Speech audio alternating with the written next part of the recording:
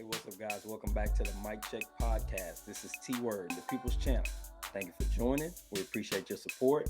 Today, we're going to talk about the key players for the Philadelphia Eagles in the upcoming Super Bowl 57 being held this weekend. But before we get into the video, don't forget to like, comment, and subscribe. We do really appreciate that.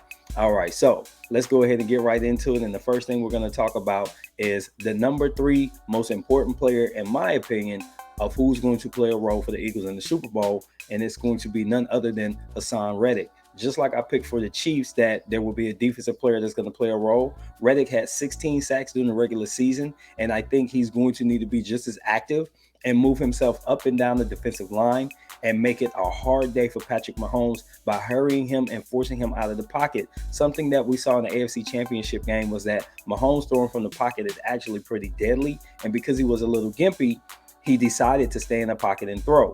What they'll need to do is force him off his square and make him become a mobile throwing quarterback where he takes more risk and he's a little bit more inaccurate. And that's going to favor the Eagles secondary, which has been very opportunistic, garnering lots of interceptions and turnovers via strip fumble, and then, of course, being productive in sacks. I think the closest team in the league to them in sacks had 15 less than them. So that tells you just how much they got after the quarterback. I do expect that to continue in the Super Bowl. Next up, we have A.J. Brown. A.J. Brown had almost 1,500 yards receiving. He had like 1,496, 1,486, something like that in the regular season. What that means to me is that he could be a big play person. However, in the postseason, he only has 50 receiving yards, and a lot of it came on one play in the NFC Championship game. So they're going to need to get him going, and him being a safety blanket or safety valve for Jalen Hurts in the passing game is going to make a big difference, I think, in the way that the Eagles offense goes. Because if there's any hitches in the run game, that's going to favor the Chiefs. So the Eagles are going to need to get their receivers going. And you could even say that number 2A and 2B will be Devontae Smith / A.J. Brown might be the most important thing for the Eagles. However, I'm going to say my number 1, which is the combination of Miles Sanders and Jalen Hurts in the running game. They amassed 2,000 yards combined on the ground in the regular season and 24 total touchdowns between the two of them. What that means is that these two guys, even with Hurts being out a little bit, they almost both had 1,000 yards, put it that way. With Hurts being out a few games, kind of resting down the stretch, the Eagles coasted a little bit.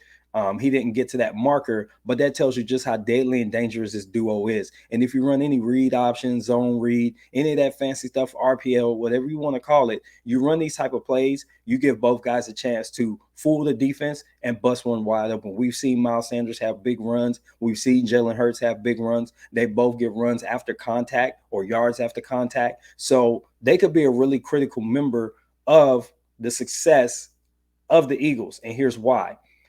If you become a team that has to try and stop Jalen Hurts and Miles Sanders, all of a sudden, those guys like Chris Jones at DT, the linebackers have to come up. All of a sudden, Kansas City has to work in a completely different way. And now that all of a sudden opens the passing game because you're committing more people to the line of scrimmage. Hurts can actually throw on the run. So if he's able to escape the pocket, it looks like he's going to run. And then all of a sudden you got A.J. Brown and Devontae Smith running wide open free down the field. Or you've got a running back who's leaked out of the backfield and he dumps it off right past the line of scrimmage and it turns into a big play. These are all the things that would play off of a strong run game to where the personnel that's sitting in the box for the Chiefs suddenly changes, and this plays advantage Eagles. So if these guys can get the running game going early and force the Chiefs to commit more people to stop the run, that's going to open up those receivers on the edge. And if they're getting any extra production from the defense in the form of turnovers or sacks, forcing 3 and outs for the Chiefs, that's going to give even more time for the Eagles to gain some momentum and get started. So that's my predictions on who's going to be the key players and how important their roles will be. We'd love to get your thoughts. This has been T for the Mic Check Podcast. I'm exiting the booth. Until the next time I'm out. Peace.